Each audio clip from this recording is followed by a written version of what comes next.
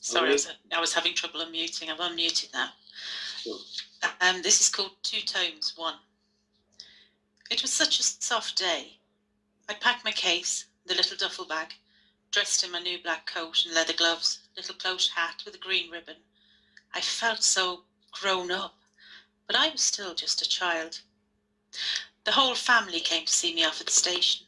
All of them, 4 brothers, 4 sisters, Mammy, Daddy, Uncle Joe. And as the train pulled out, I cried, sobbed my heart out. My hanky was soaked. I don't even remember getting on the boat. I was still crying when we landed at Holyhead, but it was dry sobbing. I'd used up all my tears. On the train to Coventry, even the sobbing had gone. I was just numb. Had I done the right thing?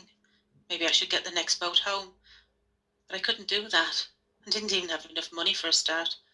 And the pride the family had me in going, it would be a shame for me to return. I'd be a failure. The hospital was just like the one at home, bigger. I felt comforted by the smells and the bustle and the routine of the wards. The mothers and babies were just the same as those at home, just different accents, different colours. I'd never met anybody who wasn't white before. I found the skin tones, the accents, the mannerisms intriguing.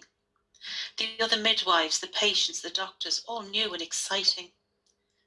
And I gradually felt better about being here and missed home less. Time passed. My heart broke with every letter that my mammy sent. The details, those little details of everyday life I was missing, but I could put the sadness to the back of my head. And on the 2nd month here, I met Yvonne. She was new to the country, just as I'd been.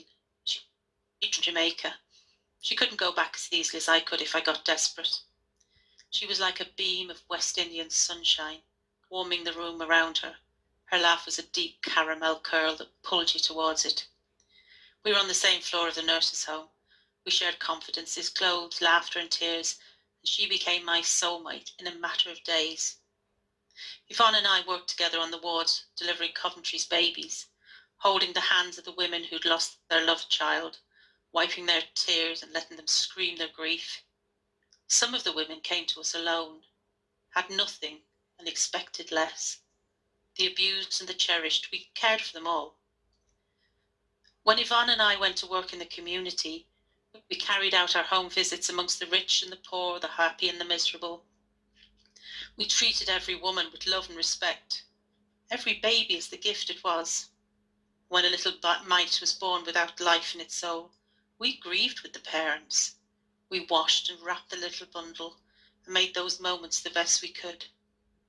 We loved this city, the spires and the shops, the dance halls and the theatres. I took Yvonne to the Irish club, she took me to the West Indian club, and we loved every minute. We danced and laughed and plotted and prayed, and the city was ours for the taking. And we broke and gave our hearts and married and had children of our own. And our friendship, like our city, blossomed and grew. Our beat was hill fields, and we delivered in brothels and squats, flats and mansions, every child a little miracle, whether it was wanted or not. And one day we delivered a little girl, and we both knew something was going to happen. I placed a dab of iodine on the little one's nappy. Yvonne tied a double bow on the little threadbare ribbon jacket as we dressed her. We knew that something was off. And we were right. The next day a baby was left at the door of a church. We asked to see her. She had a dab of iodine on her soiled little nappy and a double bow on her ragged jacket. And we knew that we brought her into the world. And we went to the room in the squat where we delivered her, and it was empty. And we knew she would never see her mother again, until they passed in the street or maybe shared a bus journey in years to come. We didn't even cry. When we realised what had happened, we didn't even cry. Sometimes we just sit and let ourselves process these events. And as one, we would know when our grieving was done, and we move on. It was our way of coping. We coped together.